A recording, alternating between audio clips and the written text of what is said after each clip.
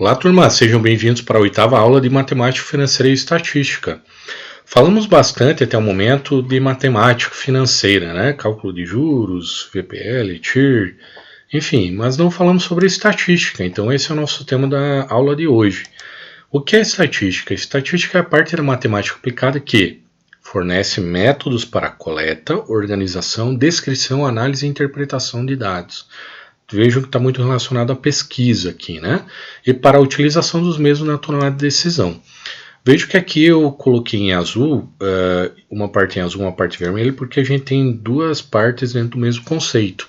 Então nós temos a estatística descritiva, que é a parte azul, né?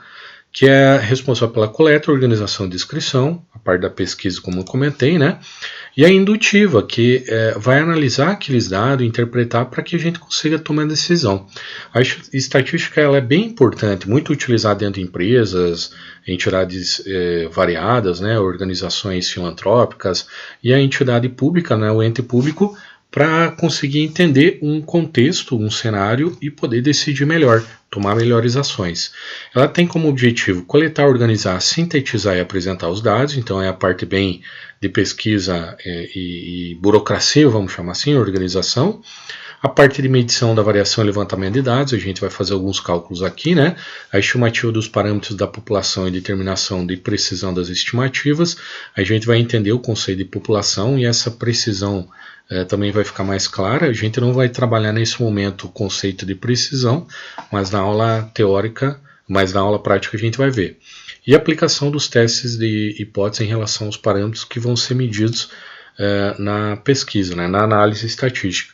E por fim, a análise da relação entre duas ou mais variáveis para você conseguir, através disso, tomar melhores decisões. Alguns conceitos importantes, vocês vão ver as chamadas variáveis, né, o que são aspectos, propriedades, características individuais ou fatores observáveis ou mensuráveis de um fenômeno que se quer estudar.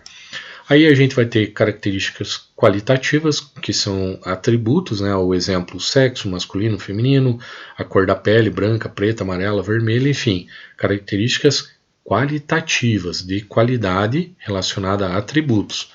E a quantitativas, que são os valores propriamente ditos, né? Salários operários, idade, peso, altura, enfim.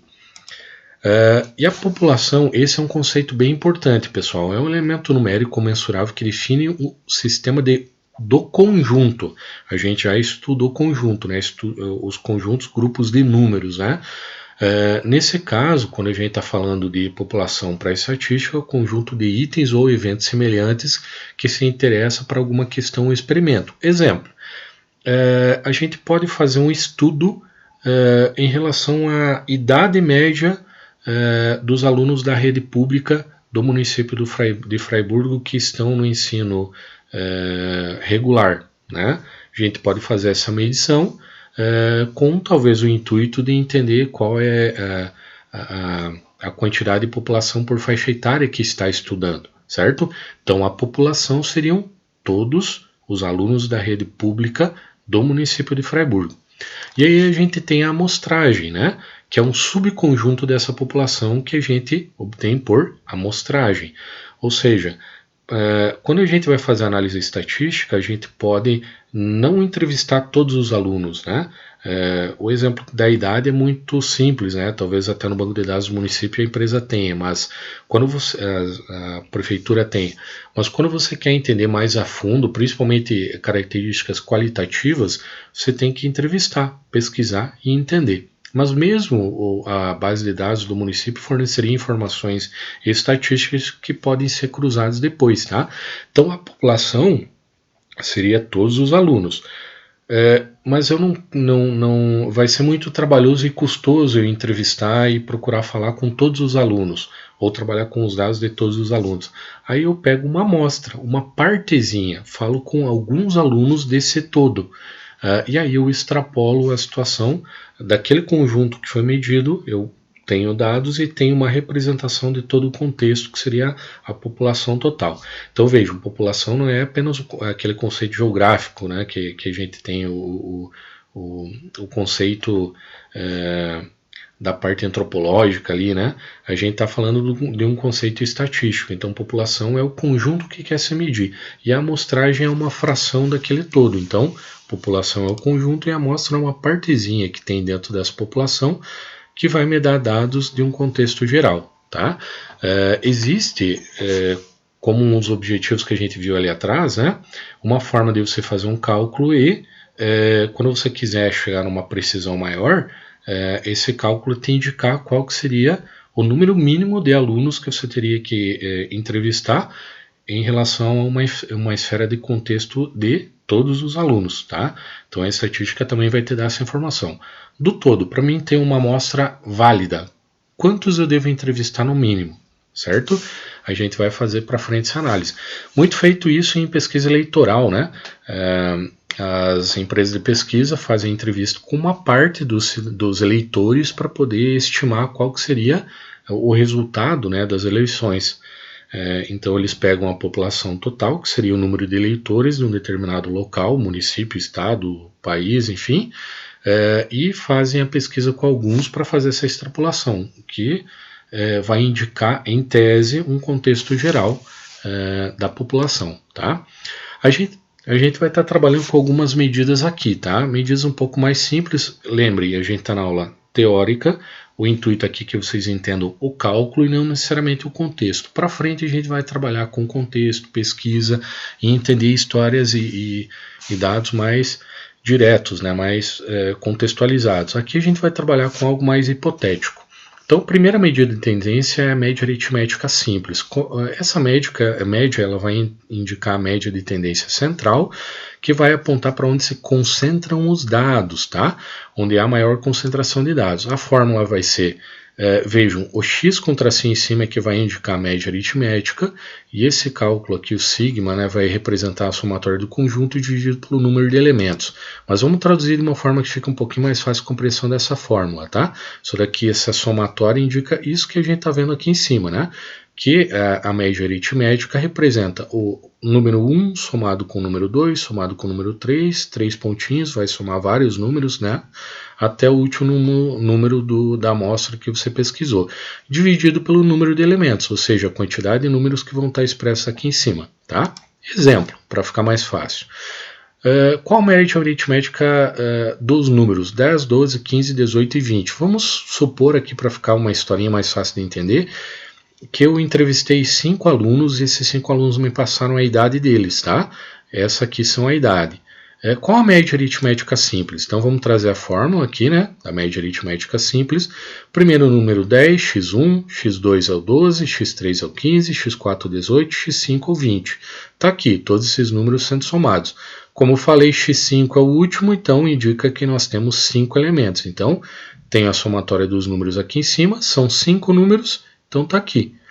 A soma de todos dividido pelo número de elementos. Somando esses valores aqui em cima, nós chegamos em 75. 75 divididos por 5 números, a média deles é 15. Ok? Vejam, aqui por coincidência, a média aritmética simples, até para facilitar a compreensão, nós estamos com um conjunto bem simples mesmo, né? É o número central, mas não necessariamente vai ser isso. A média ela é sempre obtida nessa fórmula aqui. Soma de todos os números dividido pelo número de elementos, o número desses números somados em cima, ok? Uma outra medida de tendência é a mediana. A mediana ela vai indicar o valor central de uma série ordenada, que divide essas duas séries em partes iguais. É um número específico que a gente vai calcular. Porém, a gente tem que atentar para duas situações. Primeiro, a quantidade de elementos ela é par ou ímpar. Se ela for ímpar, o número de números somados é ímpar ali, desculpa, o número de números da amostra é ímpar, a mediana será sempre o termo central.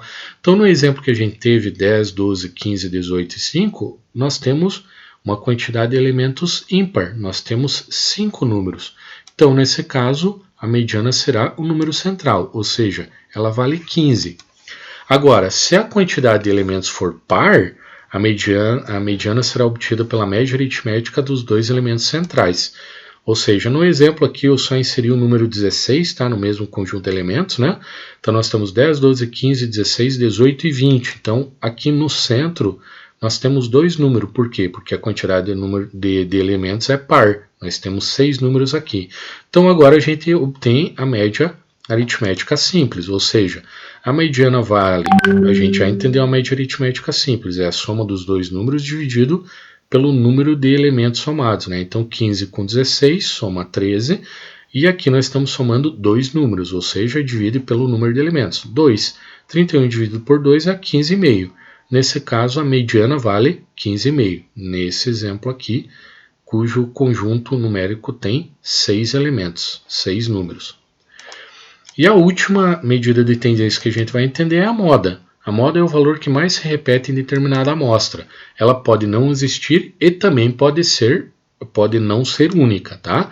No exemplo de conjunto que a gente estava trabalhando, 10, 12, 15, 18 e 20. Qual número se repete? Nenhum, tá? Cada número aparece apenas uma vez. Ou seja, aqui a moda não existe. Agora vamos inserir alguns números aqui, né? 10, 12, 12, 12, 15, 18 e 20. Nesse caso, qual número se repete? O 12, ou seja, a moda vale 12. Nesse outro exemplo aqui nós temos 10, 12, 12, 12, 15, 18, 18, 18 e 20. Quais números se repetem? Aqui são dois números que se repetem 3 vezes, né? O 12 e o 18. Nesse exemplo, a moda vale 12 e 18. É uma moda, no caso, é bimodal esse conjunto, ok?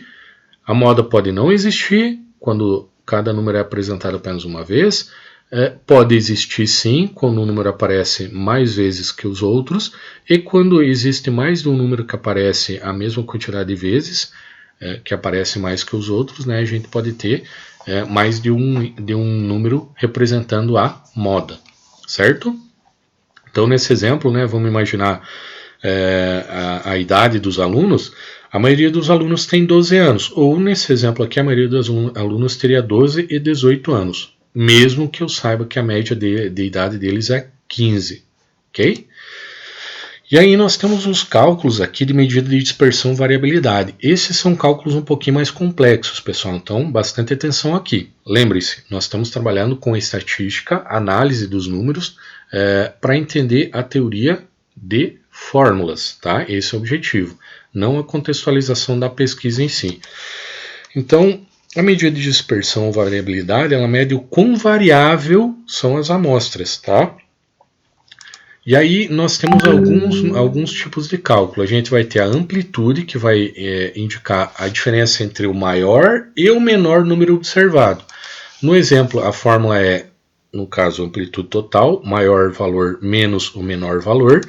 No exemplo do conjunto que a gente tem, o maior valor é o 20 e o menor valor é o 10, ou seja, 20 menos 10, a amplitude é 10.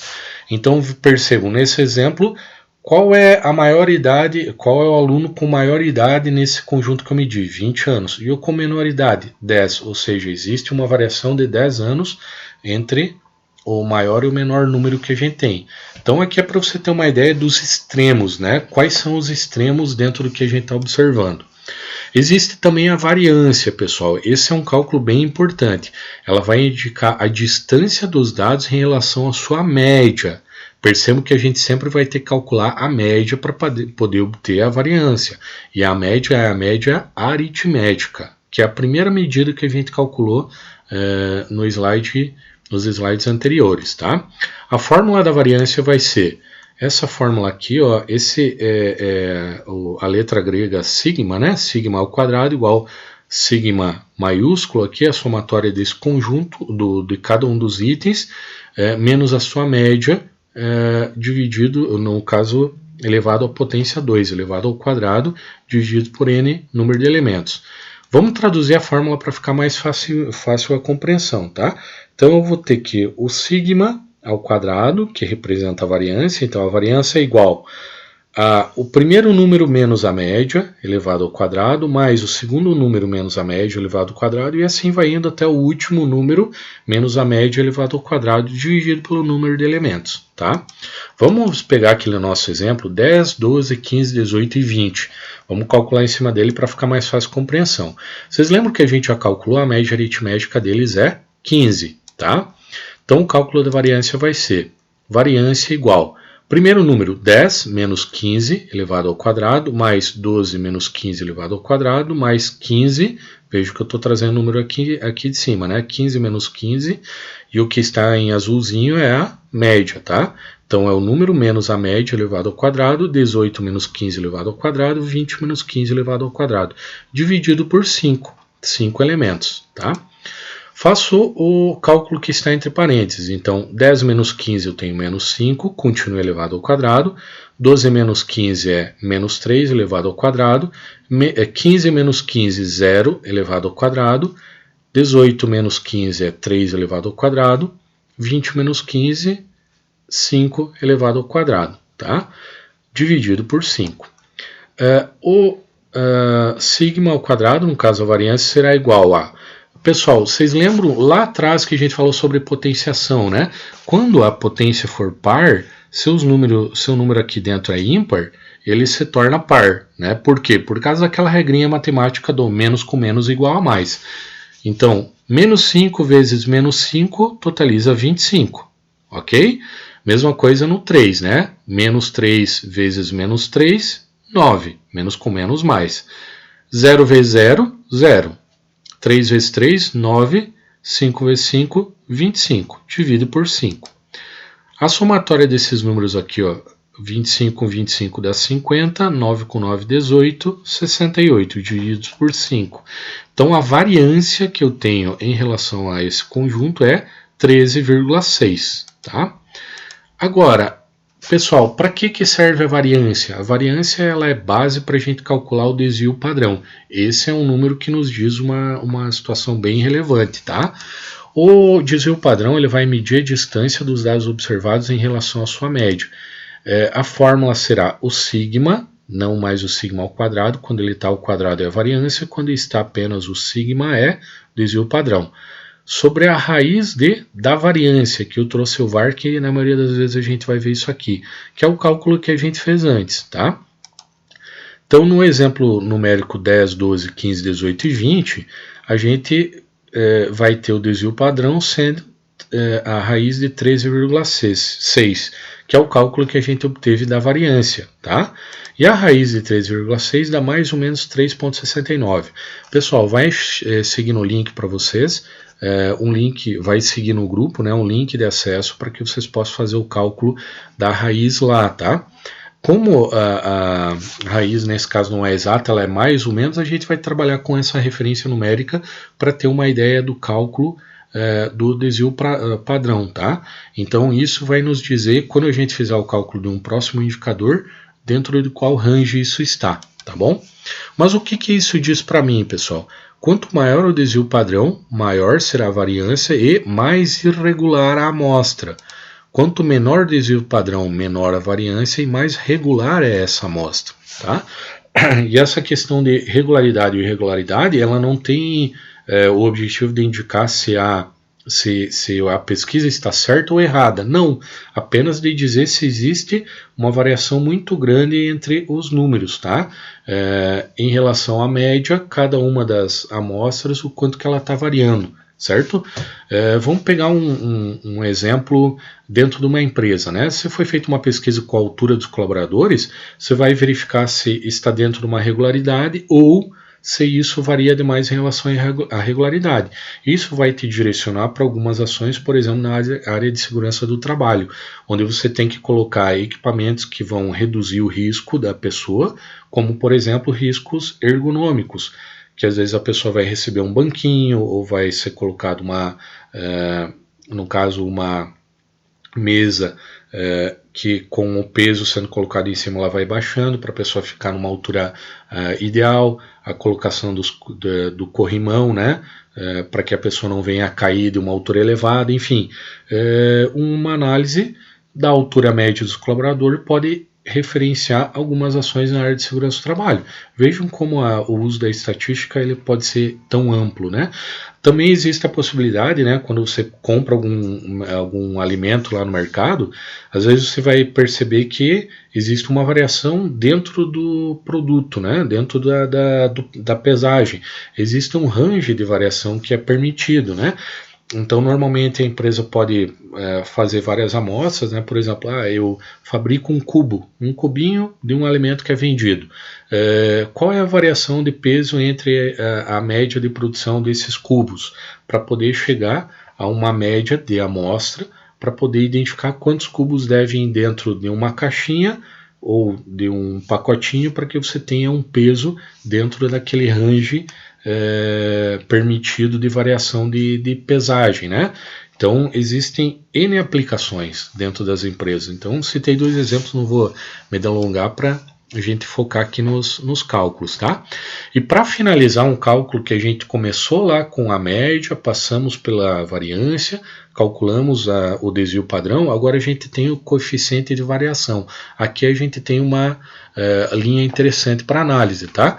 Ele vai indicar a dispersão dos dados levando em consideração o desvio padrão e sua média.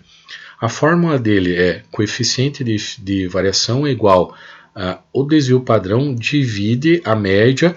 Pessoal, aqui nós temos 2 tracinhos, tá? Mas é um da divisão da fração, e aqui embaixo vocês lembram que a média é representada pelo símbolo x com o tracinho em cima, vezes 100. Esse vezes 100 vai dar o número em percentual. Então, naquele nosso conjunto 10, 12, 15, 18 e 20, a gente calculou que o desvio padrão é 3,69. Então, nós teremos que o coeficiente de variação seria igual a 3,69 dividido pela média. A média a gente calculou que era 15 vezes 100. O coeficiente será 3,69 dividido por 15, dá 0,246. Tá? Então, dá uma fraçãozinha aqui, que a gente multiplica por uma fração decimal, né, que multiplicado por 100 nos dará um número em percentual, 24,6%.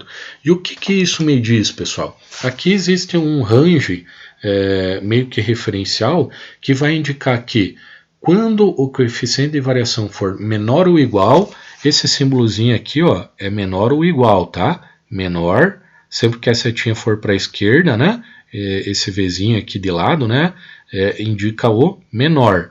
Menor com tracinho indica igual. Então, é menor ou igual a 15, nós temos uma baixa dispersão, ou seja, indica que os dados são bem homogêneos, há uma proximidade grande em relação aos dados. Tá? Quando for maior que 15, vejo que agora a setinha está para a direita, tá? Esse daqui indica o maior. E não tem o tracinho embaixo, então é só maior, não é maior ou igual. Menor ou igual a 15 está aqui, então 15 vai estar aqui. E o maior que 15, 15,0001, já entra aqui, tá? Então, maior que 15 e menor ou igual a 30 é uma média de dispersão, ou seja, os dados não são nem homogêneos e nem heterogêneos. Agora, quando for maior que 30, aí indica uma alta dispersão, ou seja, os dados são muito heterogêneos, tá? Então, voltando àquele exemplo lá que eu comentei sobre a pesquisa, a análise estatística dentro da empresa em relação à saúde ocupacional dos colaboradores, vamos pensar que lá tenha dado um índice de 40%. A gente vai identificar que a variação de altura entre os colaboradores é muito grande. E isso vai dificultar para a empresa colocar dispositivos que reduzam o risco ergonômico. Tá? Então a empresa talvez vai ter que repensar o seu quadro, né? Realocar colaboradores para ter uma proximidade maior. No nosso exemplo fictício aqui, né? A idade média dos alunos tem uma variação, um coeficiente de variação de 24,6%. Então ela é uma média dispersão. Não tem dados nem heterogêneos, nem muito elevados, e nem homogêneos, que são muito concentrados. Ok? Não tem certo ou errado quando a gente fala disso. É só para a gente entender se a nossa amostra está muito dispersa e a gente poder tomar uma decisão mais assertiva, ou menos dispersa, que também vai me possibilitar uma decisão assertiva. Ok, pessoal? Lembrando, dados bem hipotéticos para a gente reforçar os conceitos de fórmulas. Ok? E aí, na parte estatística, a gente tem os gráficos, tá? Elas são formas de apresentação dos dados estatísticos, o objetivo é produzir uma impressão mais rápida e viva o fenômeno em estudo. Ou seja, eu olho o gráfico, o objetivo é que eu entenda mais rápido aquilo que está sendo tratado. Alguns elementos que a gente vai ter lá que são importantes. Sempre um gráfico deve ter um título, que indique o objeto de estudo que está ali sendo tratado, uma fonte, tá? O que é essa fonte? É de onde as informações foram retiradas. Os números, para a gente entender a informação numérica estatística, e uma legenda, para a gente entender o que aqueles números representam, tá? Então, um exemplo muito utilizado aqui é o gráfico em linha, né? Então, por exemplo, a produção brasileira de óleo de dendê de 87 a 92, né? Vejam que aqui a gente vai ter a escala, né, no plano cartesiano, né, a escala XY, que a gente vai estudar com mais afinco na aula prática. A gente vai ter os anos, né, e aqui ó, percebo que o número está bem ruim de visualizar. Então vejam, os números devem ser bem expressos, senão dificulta já a visualização. Mas de cara já dá para a gente entender entender que houve um crescimento contínuo até 91, porém uma queda em 92.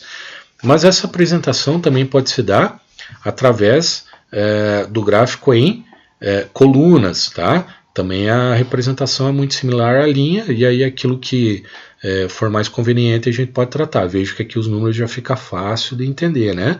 A quantidade de 1.000 toneladas. Então, aqui em 91 foi produzido 70 mil toneladas, em 92 foi 60 mil. Então a gente já começa a entender melhor, e aqui embaixo tem uma fonte, né, fictícia sendo apresentado.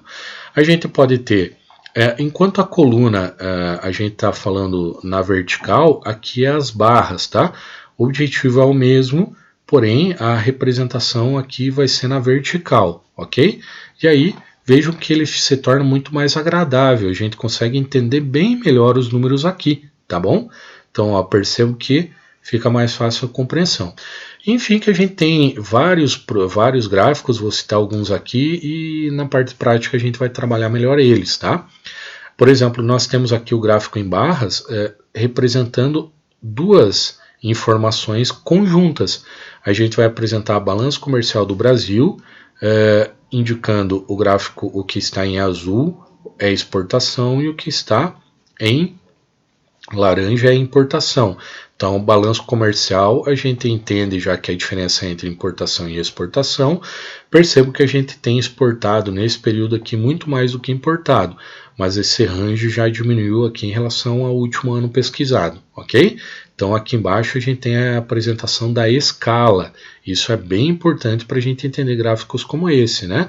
Além dos números, título, a escala também, tá? Aqui um outro exemplo que é o chamado gráfico em pizza, né? Ele é muito utilizado para a gente enxergar a representatividade, né? Então nesse exemplo, novamente, a produção brasileira de óleo de dendê 82 a 92.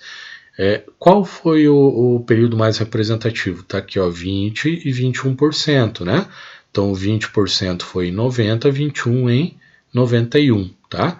Esse é muito utilizado quando a gente quiser verificar, por exemplo, venda por representante, venda por produto, custo por produto, né? Números de colaborador por linha de produção. A gente pode criar várias correlações dentro da empresa, e é interessante, esse gráfico em pizza é bem usual. E aqui a gente tem um outro exemplo, né, que é o gráfico polar, né? Ele indica uma variação grande entre o centro, que é a menor medida, né, o zero, e a borda, que é a maior medida, né? É muito utilizado quando a gente está trabalhando algumas questões de tempo, né? Nesse exemplo, a precificação pluviométrica numa cidade em determinado período. Percebo que a gente tem os meses aqui, ó, a partir de abril até o mês de setembro, ele começa a descolar demais do centro, sendo o pico lá no mês de junho. A borda é de 300 milímetros, né? Então, aqui a gente vê que o mês de junho foi o mês mais chuvoso nessa cidade nesse período, ok? Diferentes tipos para que a gente consiga apresentar os dados estatísticos de uma forma mais fácil ao usuário compreender, ok? Exercício, pessoal, dessa aula. Vou encaminhar o exercício complementar em PDF, né, no grupo da turma. Peço que vocês escrevam as questões e respostas no caderno, cálculo e resultado. Lembrem, o cálculo e resultado é em relação aos cálculos que a gente viu na aula. Ficaram com dúvida? Volta na aula, dá um pause ali no vídeo, entende bem a fórmula, para que você consiga replicar isso no seu estudo, tá? Lembrem de colocar no início da folha o cabeçalho, tá? Alguns não têm colocado, temos pessoas que têm o mesmo nome, então é difícil a conferência e a checagem, tá? Coloquem lá Senar Matemática Aplicado, a data da aula e o nome de vocês. O mais importante aqui é o nome de vocês, tá? Inclusive alguns quando encaminham no grupo da turma não colocam o nome também na foto encaminhada. Então, se tiver lá no cabeçalho, bem tranquilo, não precisa nem pôr quando encaminha para mim. Por lá eu vou identificar, tá? A questão 1, encaminha a foto no grupo do WhatsApp. No caso, questão 1 é essa daqui. Então, encaminhe todo o exercício complementar, foto no grupo do WhatsApp. Ok, pessoal? Um bom estudo e até a próxima aula prática.